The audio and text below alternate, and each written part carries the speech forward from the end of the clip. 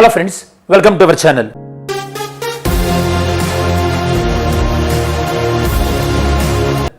ఈరోజు మనం డిస్కస్ చేయబోతున్న టాపిక్ ఈ యొక్క ఎన్నికల సంఘం. మన భారతదేశంలోని ఎన్నికల సంఘం 75 సంవత్సరాలు పూర్తి చేసుకుంటున్నటువంటి నేపథ్యంలో ఒకసారి మనం ఎన్నికల సంఘం అలానే ఎన్నికల సంఘం నిర్వహించేటటువంటి ప్రధానమైనటువంటి బాధ్యతల గురించి ఒకసారి మనం అర్థం చేసుకోవడానికి ప్రయత్నిద్దాం. యాక్చువల్గా మనకి ఎన్నికలు అనేవి ప్రజాస్వామ్యంలో ఎంతో ముఖ్యమైనటువంటి ప్రక్రియ. ఎందుకంటే అసలు ప్రజాస్వామ్యం అంటే ప్రజల చేత ఎన్నుకోబడినటువంటి ప్రభుత్వం అని చెప్పేసి, మరి ఆ ప్రజల చేత ఎన్నుకోబడినటువంటి ప్రభుత్వము సక్రమంగా ఎన్నుకోబడాలంటే ఆ ప్రక్రియ ఏదైతే ఉందో, అంటే ఎన్నికలు అనేటటువంటి ప్రక్రియ ఏదైతే ఉందో అది చాలా సమర్థవంతంగా, దాంతోపాటు ఫ్రీ అండ్ ఫెయిర్ అంటే చాలా నిష్పక్షపాతంగా జరగాల్సినటువంటి ఉంటుంది. మరి మన భారతదేశంలో ఈ ఎన్నికలు నిర్వహించేది ఎవరంటే ఎలక్షన్ కమిషన్ ఆఫ్ ఇండియా.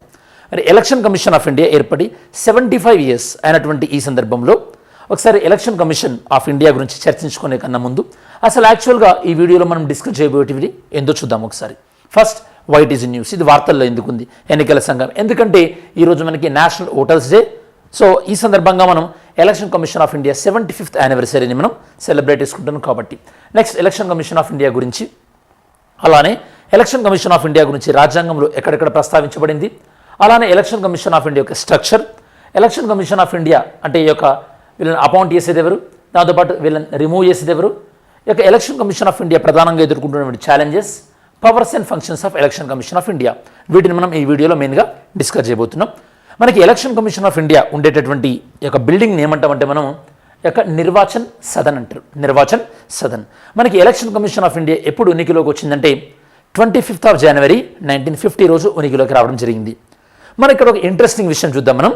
ఇప్పుడు ఆంధ్రప్రదేశ్లో ఎన్నికలు రాబోతున్నాయి కాబట్టి మరి ఎలక్షన్ కమిషన్ ఆఫ్ ఇండియా రీసెంట్గా ఏం చెప్తుందంటే ఆంధ్రప్రదేశ్లోని డేటా గురించి చెప్తూ ఈ యొక్క ఆంధ్రప్రదేశ్లో యొక్క సక్సెస్ఫుల్ ఎన్నికలు అంటే లైక్ ఓటర్ లిస్ట్ ఫినిష్ అయిందని, దాంతోపాటు ఎలక్షన్ కమిషన్ ఆఫ్ ఇండియా యొక్క నివేదిక ప్రకారం ఆంధ్రప్రదేశ్లో సుమారుగా 11 పీవీటీజీస్ అంటే 11 పర్టికులర్లీ వల్నరబుల్ ట్రైబల్ గ్రూప్స్ ఉన్నట్టుగా, వాళ్ళందరూ కూడా 100% ఓటు హక్కు కోసం వాళ్ళు ఎన్రోల్ అయినట్టుగా కూడా మనకి ఎన్నికల సంఘం చెప్తుంది. ఆంధ్రప్రదేశ్లో 11 పీవీటీజీస్. ఓకే, సరే, మరి ఇండియాలో పీవీటీజీస్ హైయెస్ట్గా ఉన్నటువంటి రాష్ట్రం ఇది. మీరు ట్రై చేయండి. ఓకే, నెక్స్ట్ మన ఈ యొక్క ఎలక్షన్స్లో ప్రధానంగా మనం యూజ్ చేసేది ఏంటంటే ఈ యొక్క ఈవీఎం గురించి కొన్ని ఇంపార్టెంట్ విషయాలు చూద్దాం మనం. ఈవీఎం యొక్క సెల్ఫ్ లైఫ్ 15 ఇయర్స్ ఉంటుంది. అలానే సుమారుగా ఆల్మోస్ట్ 10,000 crores ప్రతి 15 సంవత్సరాలకు ఒకసారి కొత్త ఈవీఎంల మీద మన భారతదేశ ప్రభుత్వం ఖర్చు చేస్తున్నట్టుగా ఆర్టీఐ అప్లికేషన్లో వెల్లడించడం జరిగింది. అలానే ఇన్ కేస్ ఒకవేళ మన భారతదేశంలో జమిలీ ఎన్నికలు అంటే సైమల్టేనియస్ ఎలక్షన్స్ జరిగితే కనుక మనకి ఆల్మోస్ట్ 46 లక్షల బ్యాలెట్ యూనిట్స్, అలానే 33 లక్షల కంట్రోల్ యూనిట్స్, దాంతోపాటు 36 లక్షల వీవీపీఏట్ మిషన్స్ అవసరం ఉంటుందన్నమాట. ఓకే, వీవీప్యాట్ అంటే voter verifiable paper audit trial meaning. Next, మనకి మన భారతదేశంలో సుమారుగా మొత్తం మనకి 11.80 lakh పోలింగ్ స్టేషన్స్ అవసరం ఉంటాయి సైమల్టేనియస్ ఎలక్షన్స్ కోసం. అలానే మనకి 2 sets ఆఫ్ ఈవీఎంస్ అవసరం ఉంటుంది ఒక పోలింగ్ స్టేషన్లో. ఎందుకు? ఒకటేమో అసెంబ్లీ, దాంతోపాటు ఇంకొకటి వచ్చేసి మనకి లోక్సభ ఎన్నికల గురించి. సరే, మనకి ఈసారి మనం ఈ యొక్క ఓటర్స్ డేని కూడా జరుపుకుంటున్నాం కదా. ఈసారి ఓటర్స్ డేని మనకి 14th ఎడిషన్ అనమాట, 14వ ఎడిషన్. మనం ఈ యొక్క ఓటర్స్ డేని జరుపుకోవడం 2011లో స్టార్ట్ అయినాం. దాని గురించి మనకి ఇంతకుముందు మార్నింగ్ వీడియోలో నేను మీకు ఆల్రెడీ ఎక్స్ప్లెయిన్ చేయడం జరిగింది. సరే, ఎలక్షన్ కమిషన్ ఆఫ్ ఇండియా ఎప్పుడు ఎస్టాబ్లిష్ అయింది అనుకుంటున్నాం మనం? 25th జనవరి 1950. ఎన్ని ఇయర్స్ అయింది? 75 ఇయర్స్ అయిందని చెప్పాను కదా. Next, election commission of India మన భారతదేశంలో అటానమస్ బాడీగా ఉండాలని మనం ఎక్స్పెక్ట్ చేస్తున్నాం. ఓకే, సరే, మనకి పొలిటికల్ సైన్స్ చాలామంది మనకి పొలిటికల్ స్కాలర్స్ ప్రకారము మన భారతదేశంలో ప్రధానంగా మనకి బుల్ వర్క్స్ ఆఫ్ డెమోక్రసీ అంటే మన భారతదేశంలో డెమోక్రసీ సక్సెస్ఫుల్గా ఉండాలంటే కొన్ని సంస్థలు చాలా ఇంపార్టెంట్. అందులో first one election commission of India, second one supreme court, third one UPSC and fourth one CAG. ఇవి 4 కూడా మనకి డెమోక్రసీలో చాలా ఇంపార్టెంట్ అనమాట. ఇవి 4 ఇండిపెండెంట్గా ఉన్నప్పుడే మన డెమోక్రసీ అనేది సక్సెస్ఫుల్గా రన్ అవుతుంది. ఈ మధ్యలో మనకి ఎలక్షన్ కమిషన్ ఆఫ్ ఇండియాకి సంబంధించి ఒక కాంట్రవర్షియల్ యాక్ట్ అనేది రావడం జరిగింది. పార్లమెంట్ మనకి ఎలక్షన్ కమిషన్ ఆఫ్ ఇండియా అపాయింట్మెంట్కి సంబంధించి ఒక యాక్ట్ పాస్ చేసింది పార్లమెంట్ అనేది. Okay, parliament election commission of India సంబంధించినటువంటి అపాయింట్మెంట్స్ రిలేటెడ్ యాక్ట్ పాస్ చేసింది. చూద్దాం అది ఏందని చెప్పేసి. ఈ యొక్క యాక్ట్ ప్రకారం మనకి ఎలక్షన్ కమిషన్ ఆఫ్ ఇండియాలో ఉండేటటువంటి మనకి ఎలక్షన్ కమిషన్ ఆఫ్ ఇండియాలో ఎవరెవరు ఉంటారు, మనకి ఇక చీఫ్ ఎలక్షన్ కమిషనర్ సిఈసి, దాంతోపాటు ఈసీ ఎలక్షన్ కమిషనర్స్ ఉంటారు. ఈ సిఈసి దాంతోపాటు ఈసీని అపాయింట్మెంట్ చేసేటటువంటి, అంటే ఇంతకుముందు వీళ్ళని అపాయింట్మెంట్ చేయడానికి ఒక డెడికేటెడ్ కమిటీ అంటూ లేదు. ఓకే, సో ఈ యొక్క డెడికేటెడ్ కమిటీని అపాయింట్ చేస్తూ ఈ యాక్ట్ని తీసుకొచ్చారు. వీళ్ళని అపాయింట్ చేసేటటువంటి కమిటీ ఎవరో చూద్దాం ఒకసారి. కమిటీ వీళ్ళని అపాయింట్ చేసే కమిటీలో ప్రైమ్ మినిస్టర్, దాంతోపాటు క్యాబినెట్ మినిస్టర్, ఈ క్యాబినెట్ మినిస్టర్ని కూడా ప్రైమ్ మినిస్టర్ నామినేట్ చేస్తాడు, or online leader of opposition LOP. Okay, so వీళ్ళతో కూడినటువంటి కమిటీ అనేది ఉంటుందన్నమాట. యాక్చువల్ సుప్రీంకోర్టు ఏం సజెస్ట్ చేసిందంటే ఈ యొక్క క్యాబినెట్ మినిస్టర్ ప్లేస్లో రిటైర్డ్ సుప్రీంకోర్టు జడ్జి కానీ, లేదా వర్కింగ్ సిజేఐ కానీ, లేదా వర్కింగ్ సుప్రీంకోర్టు జడ్జిని కానీ ఇంక్లూడ్ చేయండి అన్నారు. కాకపోతే అది పార్లమెంట్కి సంబంధించిన వ్యవహారం కాబట్టి ఈ యొక్క అంటే పార్లమెంట్కి ఈ విషయంలో అన్ని అధికారాలు ఉంటాయి, ఈ చట్టం చేసే అధికారంలో అని చెప్పేసి వాళ్ళు ఈ ఫార్మాట్తో చట్టం చేయడం జరిగింది. మరి మీ వ్యూ ఏంది? ఇక్కడ సుప్రీంకోర్టు జడ్జిని ఇంక్లూడ్ చేస్తే బాగుండేదా, లేకపోతే ప్రజెంట్ సిస్టమే బాగుందా? యాక్చువల్లీ ప్రజెంట్ సిస్టమ్ మీద ఉన్న విమర్శ ఏంటంటే ఇప్పుడున్నటువంటి కమిటీ ప్రకారం కమిటీలో మెజారిటీ సభ్యులు ఏ నిర్ణయం తీసుకుంటే ఆ నిర్ణయమే ఫైనల్ అనమాట. అంటే ఏదైనా ఒక మీటింగ్కి for example leader of opposition రాలేదనుకోండి, అంటే ఇప్పుడు వీళ్ళిద్దరు ఎవరిని సిఈసికి అపాయింట్మెంట్ చేస్తే అదే ఫైనల్ అవుతుంది. ఇది మనకి కొద్దిగా ఆందోళన కలిగించేటటువంటి అంశం అని చెప్పేసి కొంతమంది యొక్క అభిప్రాయం. సరే, first election commission of India మనకి అటానమస్ బాడీ అనుకున్నాం కదా.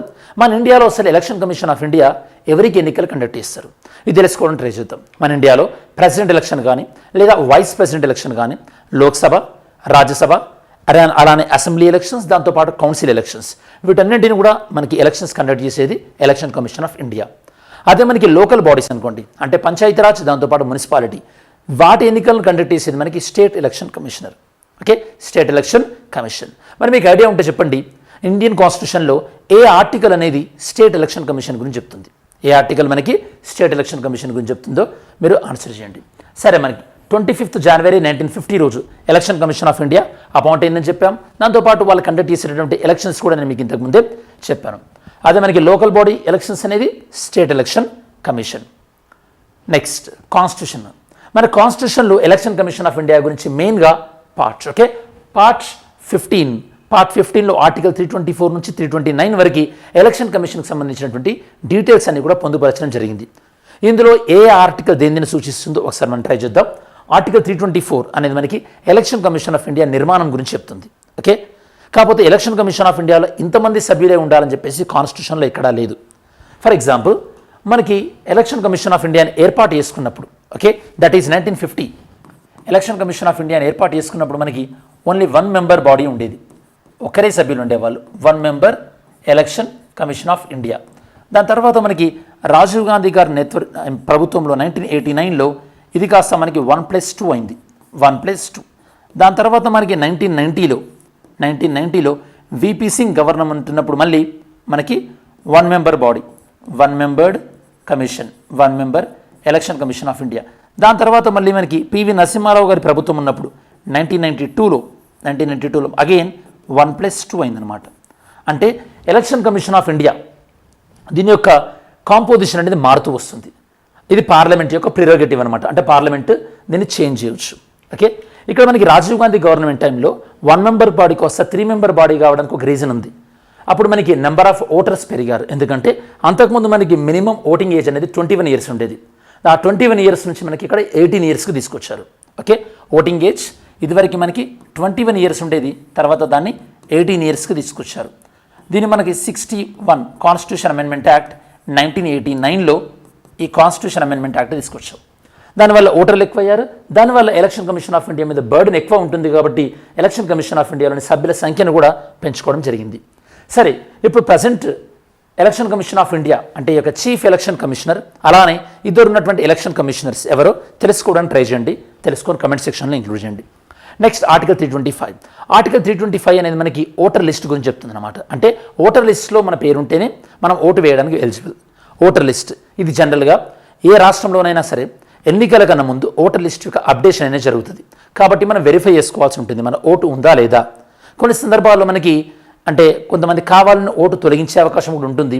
మనం చెక్ చేసుకుని మన ఓటు లేనట్టయితే కనుక మన ఓటు ఈ యొక్క అందులో ఇంక్లూడ్ చేసుకోవాల్సి ఉంటుంది అనమాట.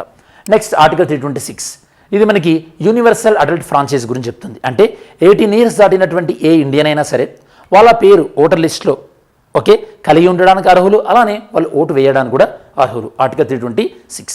Article 327 election commission of India విషయంలో పార్లమెంట్కి ఉండే అధికారం. మనం ఆల్రెడీ డిస్కస్ చేసాం. Parliament election commission of India యొక్క కాంపోజిషన్ అంటే దాని యొక్క స్ట్రక్చర్ని మార్చేటటువంటి హక్కు ఉంటుంది. అలానే వాళ్ళని సెలక్షన్ చేసేటటువంటి మెథడ్ని నిర్ణయించే హక్కు కూడా పార్లమెంట్కి ఉంటుంది. అలానే వాళ్ళని తీసివేసేటటువంటి అంటే మెయిన్గా ఎలక్షన్ కమిషనర్స్ ఎవరైతే ఉంటారో సిఈసి కాదు ఈసీ ఎవరైతే ఉంటారో వాళ్ళని ఎలా తీసివేయాలి అన్నది కూడా పార్లమెంటే డిసైడ్ చేయవచ్చు. Article 328 okay. ఆర్టికల్ 328 మనకి స్టేట్ లెజిస్లేచర్కి సంబంధించి ఈ యొక్క ఎన్నికలకు సంబంధించి స్టేట్ లెజిస్లేచర్కి ఉండేటటువంటి అధికారాలు.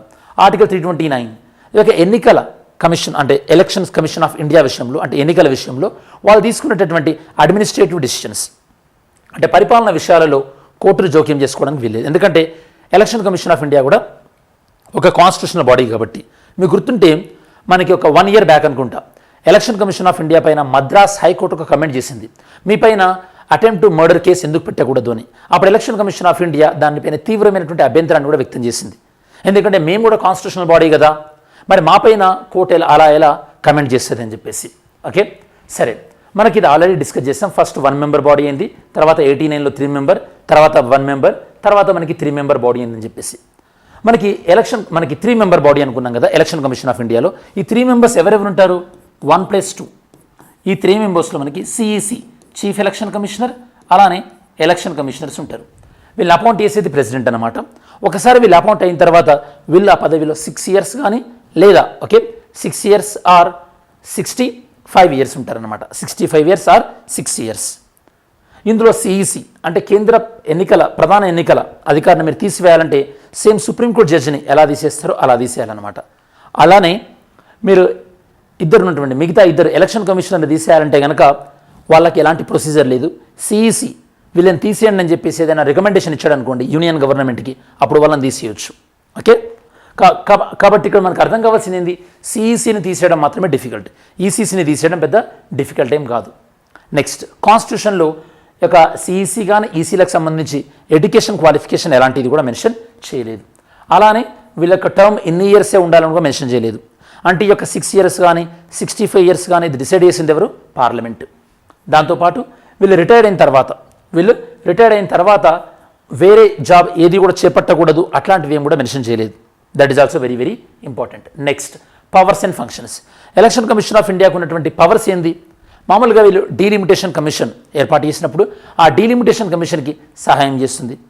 అలానే డీలిమిటేషన్ కమిషన్ యొక్క విధి విధానాలను నిర్ణయించేది కూడా election commission of India.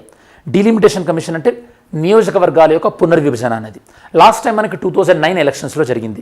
Delimitation అనేది డీలిమిటేషన్ కమిషన్ అనేది మనకి ఆర్టికల్ 82 ప్రకారం ఏర్పాటు చేస్తారు డీలిమిటేషన్ కమిషన్. నెక్స్ట్ ఓటర్ల జాబితాను ప్రిపేర్ చేయడం, అలానే రాజకీయ పార్టీలకు రికగ్నైజేషన్ ఇవ్వడం, గుర్తింపు ఇవ్వడం, దాంతోపాటు మోడల్ కోడ్ ఆఫ్ కండక్ట్ అంటే ఎన్నికల ముందు వివిధ రాజకీయ పార్టీలు ఎలా బిహేవ్ చేస్తున్నాయా లేదా, వాళ్ళ పరిమితికి మించి ఖర్చు పెడుతున్నారా, వాళ్ళ మోడల్ కోడ్ ఆఫ్ కండక్ట్ని వైలేట్ చేస్తున్నారా, వైలేట్ చేస్తే కనుక వాళ్ళపైన ఎలాంటి చర్యలు తీసుకోవాలి, అలానే ఎన్నికల సందర్భంలో పట్టుబడినటువంటి డబ్బు విషయంలో ఇవన్నీ కూడా మనకి election commission of India monitor చేస్తుందన్నమాట. నెక్స్ట్ ఎలక్షన్ షెడ్యూల్ని ప్రకటించడం, అలానే ఎవరైనా సరే ఫర్ ఎగ్జాంపుల్ మనకి ఆర్టికల్ 102 Clause 1 తీసుకోండి. అంటే ఎవరైనా ఎంపీని డిస్క్వాలిఫై చేయాలంటే ప్రెసిడెంట్ ఎవరు సహాయం తీసుకుంటారు? Election commission of India. State లెవెల్లో governor election commission of India సహాయం తీసుకుంటారు. ఇక్కడ ఎలక్షన్ కమిషన్ ఆఫ్ ఇండియా ఎలాంటి సజెషన్ అయితే ఇస్తుందో ఆ సజెషన్ అనేది బైండింగ్ అనమాట. అంటే కొన్ని సందర్భాల్లో ఎలక్షన్ కమిషన్ ఆఫ్ ఇండియా అనేది మనకి ఒక కోర్టులకు ఉండేటటువంటి అధికారాలు కూడా కలిగి ఉంటుంది. ఓకే నెక్స్ట్ దాంతోపాటు ఏదైనా ఒక పార్టీ 2/3 వేరుబడి వేరే పార్టీలో జాయిన్ అయినప్పుడు ఆ పార్టీకి అంటే సింబల్ ఏ పార్టీకి వెళ్తుందని చెప్పేసి, అంటే ఫర్ ఎగ్జాంపుల్ శివసేన పార్టీలో ఏక్నాథ్ షిండే వర్గానిక లేకపోతే ఉద్ధవ్ ఠాకరే వర్గానిక సింబల్ అన్న విషయంలో ఇలాంటి నిర్ణయాలు కూడా మనకి ఎలక్షన్ కమిషన్ ఆఫ్ ఇండియా చెప్తుంటుంది. దాంతోపాటు మీకు ఇక్కడ ఇంకొక విషయం తెలుసుకోవాల్సింది ఏంటంటే మన ఇండియాలో ఎలక్షన్స్ ఎప్పుడైనా సరే బాగా గుర్తుపెట్టుకోండి, ఎలక్షన్స్ ఎప్పుడైనా సరే 2 ప్రిన్సిపల్స్ పైన జరుగుతాయి మనకి. ఓకే ఎలక్షన్స్ ఇన్ ఇండియాలో మనకి ఎలక్షన్స్ 2 ప్రిన్సిపల్స్ పైన జరుగుతాయి, 2 ప్రిన్సిపల్స్. ఇందులో ఏంటంటే territorial constituency plus first pass the post, okay. అలానే proportion representation plus single transferable vote. ఎక్కడైతే ప్రజలు నేరుగా పాల్గొంటారో ఎన్నికలలో అక్కడ ఇది జరుగుతుంది. అంటే ఫర్ ఎగ్జాంపుల్ మీకు ఈజీగా అర్థం కావడానికి లోక్సభ ఎన్నిక కానీ, లేదా అసెంబ్లీ ఎన్నిక కానీ, లేదా మనకి లోకల్ గవర్నమెంట్ ఎన్నికలు కానీ, ఇక్కడ మాత్రం ఈ ప్రిన్సిపలే యూజ్ అవుతుంది. ఎక్కడైతే ప్రజలు నేరుగా పాల్గొన్నారో అక్కడ ఈ ప్రిన్సిపల్ మనం ఫాలో అవుతాం. అంటే ఫర్ ఎగ్జాంపుల్ ప్రెసిడెంట్ ఎలక్షన్లో కానీ, లేదా వైస్ ప్రెసిడెంట్ ఎలక్షన్లో కానీ, vice president election, Rajya Sabha MP, దాంతోపాటు ఎమ్మెల్సీ ఎలక్షన్లో మనం ఈ మెథడ్ని ఫాలో అవుతాం. Very very important, okay. సరే, మనకి ఇప్పుడు ఈ యొక్క డిఫరెంట్ మెథడ్స్ గురించి కూడా మనం మాట్లాడుకున్నాం కాబట్టి నెక్స్ట్ మనం నిన్నటి వీడియోలో డిస్కస్ చేసిన ఎంసీక్యూ ఏందో చూద్దాం ఒకసారి. What was the procedure followed for adoption of the constitution of India? Constitution of ఇండియాకి మనం అంటే అడాప్ట్ చేసుకున్నప్పుడు, అంటే ఆమోదించుకున్నప్పుడు ఫాలో అయిన ప్రొసీజర్ ఏంది? It was adopted when it received the signature of the president and members of the constituent assembly. అంటే రాజ్యాంగ పరిషత్ యొక్క అధ్యక్షుడు, దాంతోపాటు రాజ్యాంగ పరిషత్ యొక్క మెంబర్స్ యాక్సెప్ట్ చేసిన తర్వాత దాన్ని మనం ఆమోదించుకోవడం జరిగింది. నెక్స్ట్ ఈరోజు వీడియోలో క్వశ్చన్ ఏందో చూద్దాం. Today's video question, consider the following statement. The election commission of India is a 5-member body. 5 సభ్యులు ఉంటారంటున్నారు, ఓకే. ఇందులో కరెక్ట్ స్టేట్మెంట్ ఏంటి అనేది అడుగుతున్నారు. Second, union ministry of home affairs decide the election schedule for conduct of both general election and by election. General election, by election సంబంధించి election schedule decide చేసేది మనకి union home ministry అంటున్నారు. Third one, election commission resolve the dispute related to splits, mergers of recognized political parties. Political పార్టీకి సంబంధించి split అయినా సరే, merger అయినా సరే, దానికి సంబంధించిన వివాదాలు డీల్ చేసేది ఎలక్షన్ కమిషన్ ఆఫ్ ఇండియా అంటున్నారు. ఇందులో ఏది కరెక్ట్ స్టేట్మెంటో చెప్పండి. అలానే mains question, discuss the role of election commission of India in the light of evolution of model code of conduct. అంటే మోడల్ కోడ్ ఆఫ్ కండక్ట్ని ఇంప్లిమెంట్ చేసే విషయంలో ఎలక్షన్ కమిషన్ ఆఫ్ ఇండియా యొక్క రోల్ ఏంది అని అడుగుతున్నారు. ఇది మనకి మెయిన్స్ క్వశ్చన్. సరే, మనం వీడియో చివరిలోకి వచ్చేసాం కాబట్టి ఈ వీడియోలో మనం మెయిన్గా డిస్కస్ చేసినటువంటి అంశాలు ఏంది? మనకి election commission of India 75th anniversary జరుపుకుంటుంది. మరి ఈరోజు మనకి నేషనల్ ఓటర్స్ డే కూడా మనం మాట్లాడుకుంటున్నాం. అండ్ ఆంధ్రప్రదేశ్కి సంబంధించినటువంటి కొన్ని విషయాలు నేర్చుకున్నాం మనం.